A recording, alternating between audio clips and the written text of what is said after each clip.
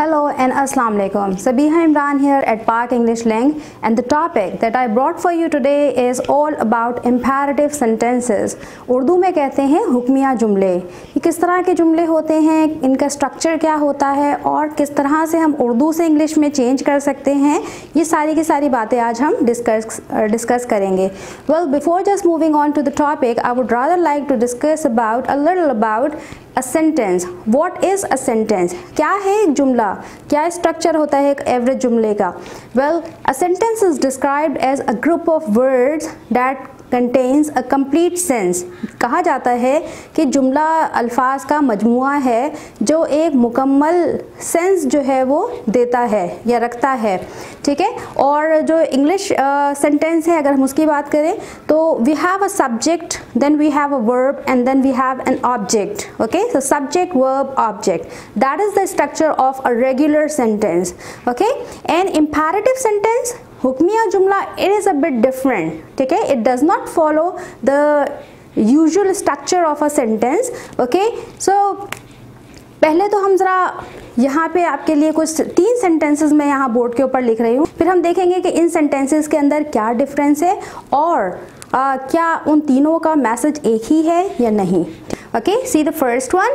You have a subject here, I, then you have a verb, and then you have an object. Okay, and the thing there is, and the other thing, the other phrase that is related to the verb. And now move on to, if you just move down to the next sentence, it is be quiet. Here हम देख रहे हैं कि हमारे पास verb है और यहाँ पे हमारे पास एक adjective है. And down there we have simply quiet. Okay, और तीनों का जो मकसद है कहने का वो ये है कि the speaker wants the other person और the listener to be quiet. Okay, so you see, though the 3 sentences contain the same message but the structure is entirely different. Okay, जो first one है, this one, it is a regular sentence. It is a regular sentence which is called declarative sentence. वो हम किसी और वक्त discuss करेंगे. And as far as these 2 sentences are concerned, we just count them as imperative sentences.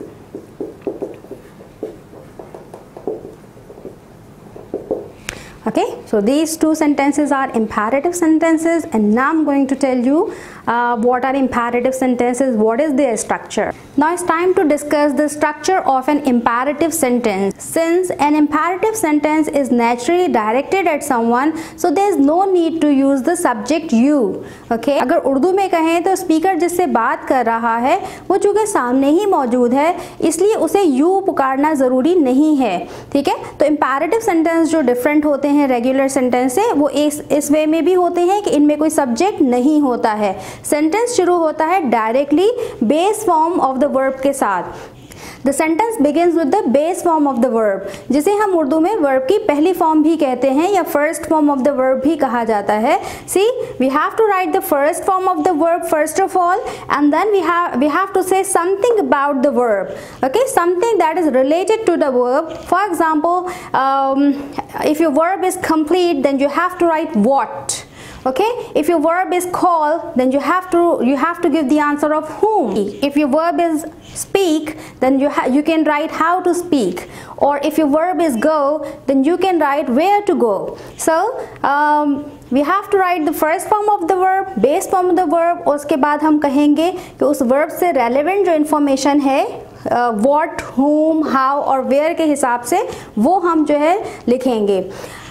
अगर मैं इनको complete करना चाहूँ, ठीक है, जो मैंने यहाँ पे 4 वर्ब लिखे हैं, अगर मैं इन्हें कंप्लीट करना चाहूँ तो वो क्या हो सकते हैं?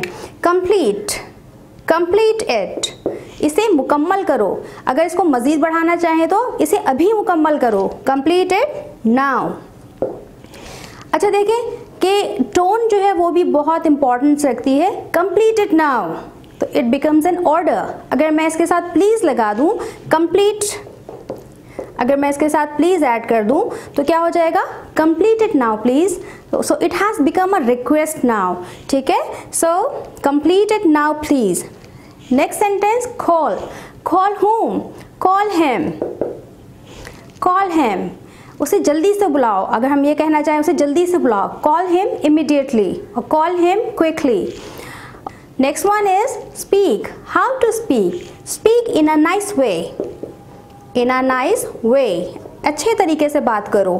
And go. Go के साथ आप क्या लगा सकते हैं? Go over there. Go over there. So see, you have made imperative sentences.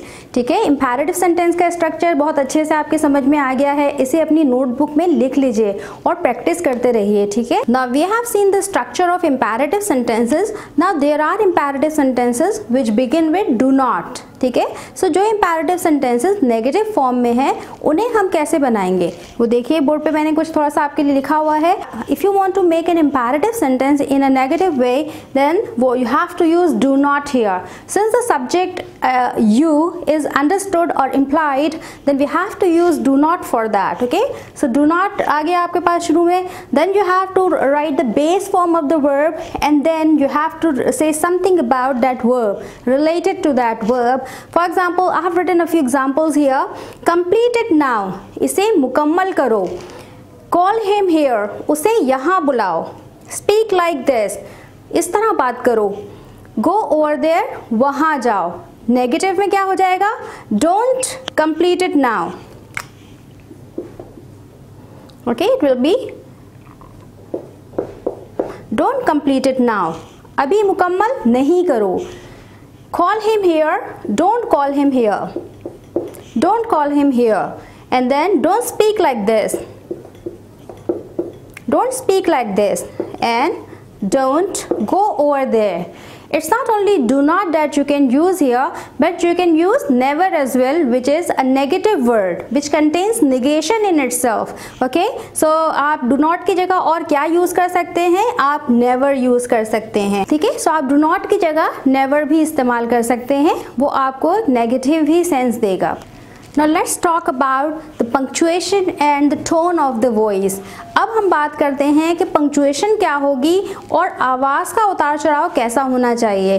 Well, अगर आप ने imperative sentence यूज़ किया है instructions के लिए, किसी को कोई instruction देने के लिए, हिदायत देने के लिए, then your tone should be very much neutral. The tone should be neutral.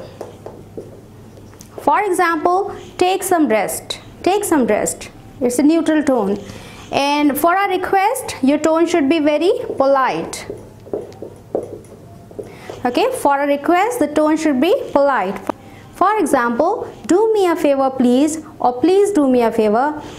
Okay, so it's a polite tone. But for a serious command, the way should be, the tone should be very grave. Okay, or it should be a bit harsh. Okay तो जनाब, जब आप कोई गुस्से वाली बात कर रहे हैं जिसके अंदर आपने किसी को बहुत ही सीरियस कमांड देनी है, सख्त किस्म का आपने हुक्म देना है, तो फिर आपकी टोन भी उसी हवाले से होनी चाहिए, उसी तरह से फर्म होनी चाहिए. ओके, चलिए यहाँ पे हम पंक्चुएशन करते हैं. टोन के साथ साथ पंक्चुएशन भी चेंज हो जाएगी. ठीक है, punctuation actually depends on the tone of the voice. See, for a neutral tone you have to use a full stop which is also called a period. Okay, and for a polite tone or for a request, you have to use a full stop again, or a period, or a full stop here. Okay, if you're using the word please, then you can put a comma after please. But if you're using please at the end of the sentence, then a comma will be placed before please. Okay, the third sentence, get out of my room. So see, get out of my room. So what should be the punctuation here? It is the mark of exclamation. Mark of exclamation is used when something is said or uttered out of emotions. Okay, sudden emotions or feelings. Mark of exclamation उस वक्त इस्तेमाल किया जाता है जब कोई बात जज्बाती अंदाज में की जाती है, सडन इमोशंस में की जाती है, या फीलिंग्स को रिप्रेजेंट करती है जो बात, उसके आखिर में मार्क ऑफ एक्सक्लेमेशन यूज़ करते हैं. जैसे कि यहाँ get out of my room, यकीनन ये जुमला गुस्से में कहा गया होगा. So for that reason mark of exclamation will be placed here. Now, what are the uses of imperative sentences? Well, I have written some sentences on board in Urdu, and here I have written them in English. Now I just read them out and we decide what are the uses of imperative sentences. मैंने उर्दू में यहाँ board पर कुछ जुमले लिख दिए हैं और मेरे सीधे हाथ पे उनकी इंग्लिश में ट्रांसलेशन है। हम इन्हें पढ़ते हैं और देखते हैं कि imperative sentences के इस्तेमालात क्या क्या हैं। दरवाज़ा बंद करो, उसकी इंग्लिश ट्रांसलेशन लिखी है shut the door, shut the door। ठीक है, दरवाज़ा बंद करो, शट द डोर। आपने देखा बंद करो वर्ब है तो वर्ब की बेस फॉर्म पहले लिख दी गई है, shut what the door, it is written here, shut the door. Second sentence है कि अब खड़े हो जाओ, स्टैंड अप नाउ।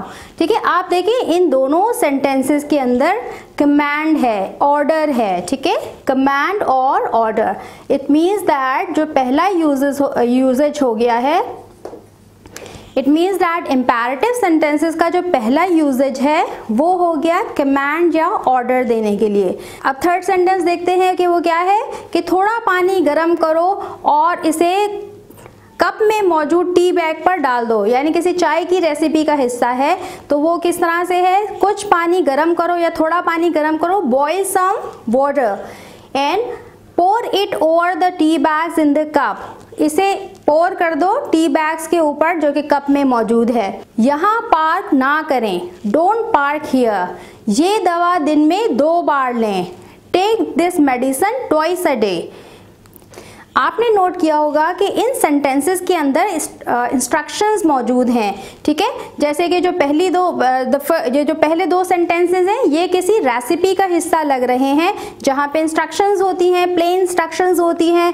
और डोंट पार्क हियर ये भी हम देखते हैं कि जो नोटिसेस हैं और साइन बोर्ड्स हैं वहाँ पे इंस्ट्रक्शंस इंपेरेटिव सेंटेंसेस में लिखे होते हैं। इसी तरह से take this medicine twice a day, doctor की जो प्रिस्क्रिप्शन है उसके ऊपर भी हमें इसी तरह की इंस्ट्रक्शन मिलती है। इट मीन्स जो सेकेंड यूजेज है इंपेरेटिव सेंटेंसेस का वो क्या है, इंस्ट्रक्शंस देने के लिए। Okay, so I can write it here, instructions, it is used for instructions. अगला जुमला है बराए मेहरबानी कुछ देर इंतजार कर लें, please wait for some time, please wait for some time. Next है बराए मेहरबानी मेरी मदद करें, हेल्प मी प्लीज। आपने नोटिस किया कि प्लीज जो वर्ड है if it is coming in the beginning then you have to place a comma here, और अगर प्लीज आखिर में आपने लगाया है तो before this please you have to put a comma. ठीक है, so punctuation is very important, वो आप साथ साथ सीख रहे हैं, बहुत अच्छी बात है। अब इन दोनों जुमलों में आप देखिए कि ये दोनों जुमलों के अंदर रिक्वेस्ट है। ठीक है, जिनमें प्लीज लगा हुआ है इसमें रिक्वेस्ट है, तो इसका मतलब है कि जो थर्ड यूजेज हो गया है आपके पास इंपेरेटिव सेंटेंसेस का वो क्या है, वो रिक्वेस्ट करने के लिए है। अगला सेंटेंस है अपना वक्त जाया मत करो, अपना वक्त जाया मत करो, don't waste your time, don't waste your time. और अगला जुमला है कभी फारिग मत बैठो, नेवर सिट आइडल। जो कभी है उसकी ट्रांसलेशन नेवर होती है, सो ये एक नेगेटिव वर्ड है। ठीक, इन दोनों सेंटेंसेस में आपने देखा कि किसी को एडवाइस किया जा रहा है या सजेस्ट किया जा रहा है। ठीक है, तो हमारे पास जो फोर्थ यूजेज हो गया इंपेरेटिव सेंटेंसेस का वो हो गया फॉर एडवाइस और सजेशन। ठीक है, so the fourth use of imperative sentences is to advise someone or to suggest someone। अगला सेंटेंस है जब आपका दिल हो चक्कर लगाएं। ठीक है, ये भी एक इंपेरेटिव सेंटेंस है। देखिए जब हम किसी को कैजुअली इनवाइट करते हैं तो कम ओवर का वर्ड इस्तेमाल करते हैं, विजिट का वर्ड इस्तेमाल नहीं करते। सो हमारा इसकी ट्रांसलेशन क्या हो जाएगी, come over when ever you feel like, जब आपका दिल हो चक्कर लगाएं। Okay, come over when ever you feel like. Next sentence है चलो मिलकर मेले साथ चलते हैं। ओके, और इसकी इंग्लिश ट्रांसलेशन है let's go to the fair together, let's go to the fair together. देखिए लेट्स के साथ जो आपने सेंटेंसेस बनाए ये भी आपके इंपेरेटिव सेंटेंसेस में इंक्लूड हो जाएंगे। अभी जो 2 जुमले मैंने ट्रांसलेट किए उसमें हमने देखा कि हमने इन्विटेशन लोगों को दिया है कुछ करने के लिए। ओके, सो इट मीन्स कि जो नेक्स्ट यूजेज है इंपेरेटिव सेंटेंसेस का वो क्या है, to extend invitation, to extend invitation, यानी कि किसी को दावत देने के लिए आप इंपेरेटिव सेंटेंसेस यूज कर सकते हैं। उसके अलावा देखिए आखिरी जो 2 सेंटेंसेस है वो हैं खूब मजे करो और महफूज सफर करो। ठीक है, खूब मजे करो इसकी ट्रांसलेशन हो जाएगी have a lot of fun. ठीक है, उसकी ट्रांसलेशन है have a lot of fun, and the other one महफूज सफ़र करो, have a safe journey, have a safe journey. इन दोनों सेंटेंसेस के अंदर विश जाहिर की गई है। इसका मतलब है जो अगला इस्तेमाल है वो इम्पेरेटिव सेंटेंसेस का वो क्या है, ख्वाहिश जाहिर करने के लिए या किसी को विश करने के लिए। ठीक है, टू एक्सप्रेस विश।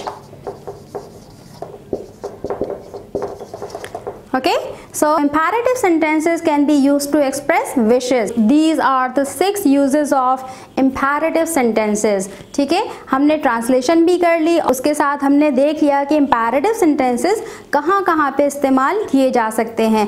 अब है कुछ एक्सरसाइज टाइम। मैं आपको कुछ सेंटेंसेस लिख के देती हूँ और फिर आप अपनी नोटबुक में उनकी ट्रांसलेशन लिखिए और थोड़ी देर बाद जो उसके आंसर्स होंगे उनके साथ टैली कीजिएगा और देखिएगा आपने कितना सीखा है।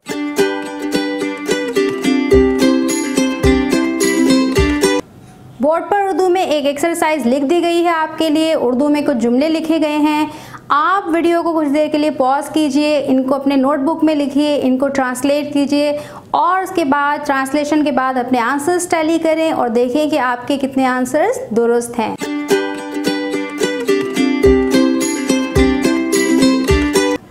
आपने अपने आंसर्स लिख लिए हैं। अब जल्दी से अपने आंसर्स टैली कर लीजिए। लोगों की खुशामद ना करो, डोंट फ्लैटर पीपल। किसी पर एतबार ना करो, डोंट ट्रस्ट एनीवन। झूठ मत बोलो, डोंट टेल लाइज, और यू मे से डोंट टेल अ लाई। मेरी तरफ देखो, लुक एट मी। खाना जल्दी से खा लो, take your meal quickly, or eat your meal quickly. You can use have as well, have your meal quickly. Next one, बत्ती जलाओ, switch on the light. पंखा बंद करो, switch off the fan. बिस्मिल्लाह करो, help yourself.